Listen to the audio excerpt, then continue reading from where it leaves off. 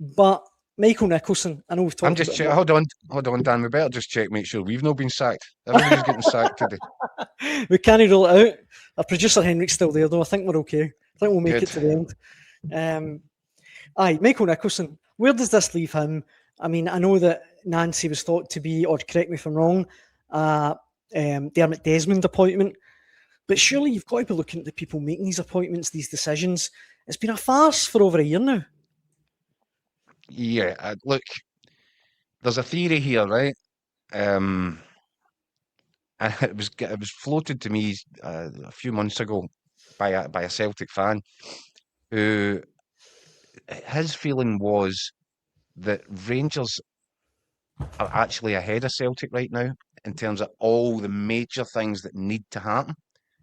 That Celtic need the sort of transformation that Andrew Kavanagh has just rolled out across the city. Yes, there were problems with the details with the early decision making, but fundamentally they lay the foundations, and Celtic are crumbling from the top down. If Rangers get their decision making right, what an opportunity they've got. And you wonder how long is it going to be before Celtic make the same sort of radical overhaul to the whole structure of the club. And it doesn't feel as if that time's going to be anytime soon. For as long as Dermot Desmond remains, it's going to be more of the same. Whereas Rangers have rebooted the whole thing. What Rangers don't have is the luxury of all the money that Celtic got in the bank.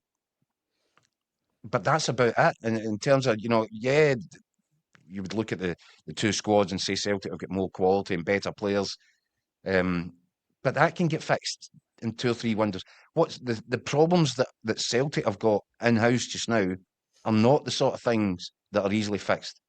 And that's why what you've got right now is, well, that's nonsense. Tisdale gone. Right, now the fans want Nicholson gone. And then it's the next one. Then it's Dermot Desmond. Then it's Dermot Desmond's son. This won't stop. Yeah. Celtic are eating themselves alive, and it won't stop. Whereas Rangers, they have gutted out what needed to be gutted out. And even though they'll make mistakes and they'll stumble at, teething problems and all that at the start, they're a club that has got a fresh start and a chance to move in the right direction. Whereas Celtic feel as if they're falling in on themselves right now. Yeah, I agree. I did say finally on Celtic, but just one last one. I know I'm asking you to look into a crystal ball. We've got no idea what's going to happen, who's going to come in. But is your gut feeling now that this will tip the Premiership title race back in Celtic's favour? I think it's the only thing that might. I'm not saying it will, because that now depends on the decision making. And Celtic's decision making has been so wonky and so utterly bizarre over the last while. You've just no idea what comes next. What I think I can say with some certainty is that had Wilfried remained for 2, 3, 4 more games, then it's over, because more points would have been lost. And whoever you brought in at that point, it would be too much of an ask. So the only chance that they had to salvage the season was by removing him today. They've done it. And that's why I come back to what I said at the start. What's your next move, Celtic? Because you get it right, you could salvage this season.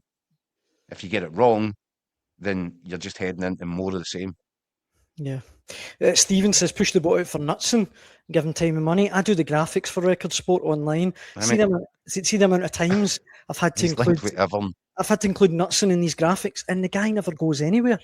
I mean, I wouldn't hold my breath. We mentioned earlier on that there's a big game tomorrow night, Keith. We should probably talk about that. Singing the Blues says, did say in here a few weeks ago, Rangers will come top. Will be top come the end of January. I stand by that. And they play Aberdeen tomorrow night. Aberdeen now without a permanent manager. Peter Levine is the interim for now. It's hard to see it past the Rangers win at the moment. Well, I don't know. Because this is Rangers you're talking about. And they've been so flaky. This is why we've got the league we've got this season. Why Hearts are sitting there. I mean, Hearts have done their own work. Let's get that right. Hearts have done their own work really well. But Celtic and Rangers, between them, you just can't trust them to go and win games. However, that said, there's no doubt that Danny Rowe left Celtic Park at the weekend with serious momentum behind his back, and his players were given more reason to believe in him. The supporters were given more reason to believe in him. Rangers are in a right good spot heading into the second half of the campaign. No question about it. Do I still firmly believe that in order for them to become title contenders or potential winners of the title, they need at least 3 new signings in January and guys that walk straight into the starting 11? Yes, I do believe that to be the case. But this is a really abysmal Aberdeen side coming down to Ibrox, and Rangers are on the back of a statement win at Celtic Park. You would expect it to be a fairly obvious sort of conclusion. But I'm telling you, Daniel, see this season, nothing can be taken for granted. No, I think you're right. And obviously Aberdeen, I mentioned, are without a manager as well. Bertolascu was mentioned. We mentioned him in the show yesterday, potentially for the Aberdeen job. Yeah. Stephen Robinson was asked about it today as well, and just sort of said, look, I can't control what people say. I think if Aberdeen could get either of them, they would have won a watch, honestly. Well, I'm going to contradict myself here, because obviously I said I think Askew would be the ideal man for Aberdeen. But I would then have to think it through the way that I've just been, what we've talking about Celtic. Can Aberdeen afford to take a major risk with a guy that might take 4, 5, 6 games to get his ideas and messaging across to the players? Can they? Because they might be consigning themselves to a relegation battle, or certainly a bottom 6 finish potentially, if they do something like that mid-season. Whereas you would look at Stephen Robinson and you'd say, well, this guy he's just your safe pair of hands there. He'll just come in, he'll work with what he's got, and he'll put them into a system. It might not be as exciting as what Motherwell are doing, but it's likely to get the short-term results that Aberdeen are requiring right now in order to try and get themselves into the top 6.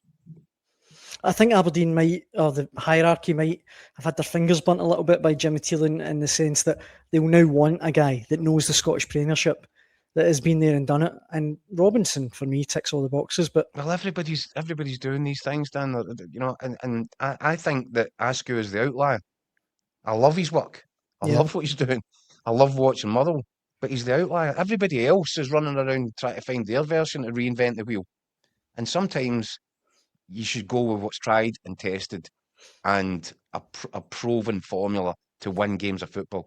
Because isn't that what it's all about? I genuinely believe that's why everybody falls in love with the game. It's not because that looked really fancy. Sometimes it is, but 99% of the time you want to win games of football. And I get that everybody's been flirting with what's the next big thing. But Stephen Robinson, look what he's been doing at St Mirren over the course and distance now of a few seasons, consistently making them a top 6 team, winning a trophy. I think, I'm sure there are Aberdeen fans that would gladly settle for that right now. Although I will come back to it, that Jens Bertel Askew is a really interesting and attractive proposition, isn't he? And I think there'll be fans of clubs all around the country saying, I wish he was in our dugout. Friend of the show. I'm just don't know about mid-season. Aye, I know. No, I agree. Friend of the show, Kyle Gunn, writes in, he wants me to stop touting his St Mirren manager for other jobs.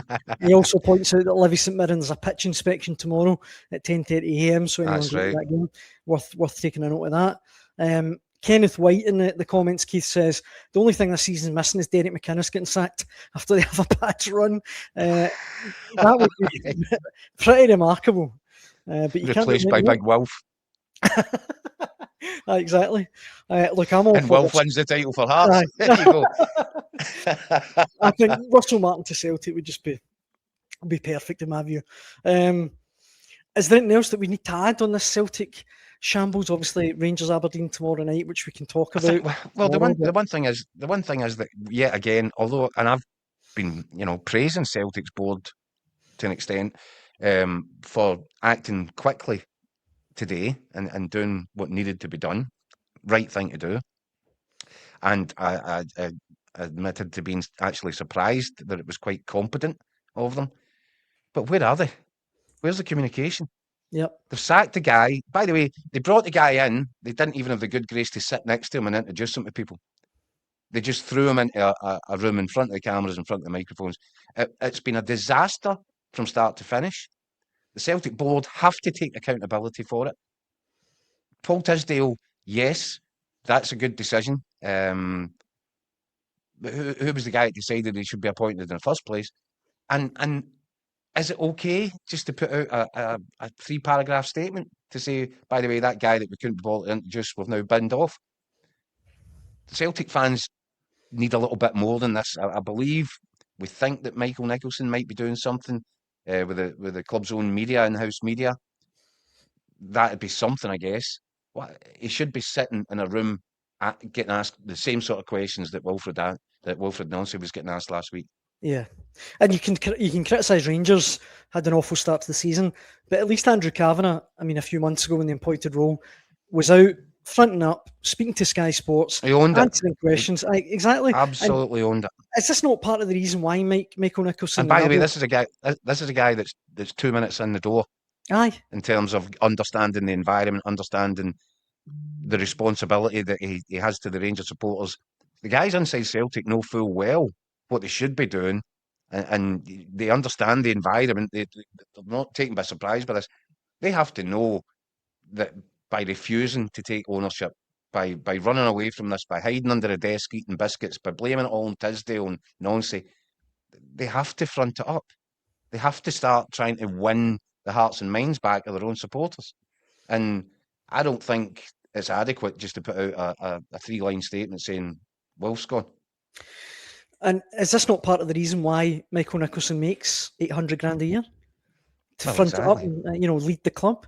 And maybe if he explained things like sacking Nancy, hiring Nancy, and why the Exeter City manager was the right fit to be the club's football of operations boss, fans might understand it a bit better. Correct. But there you go. I think on that note, Keith, that brings us to the end of a hectic Monday Hotline Live with Record Sport. The comments, as ever, have been brilliant. Thank you so much for getting involved in the conversation at home. We'll be back to do it all again at 6 p.m. tomorrow. We hope you can join us then, Keith. It's always a pleasure. See you tomorrow, Dan. See you tomorrow. Thanks for watching at home. Cheers.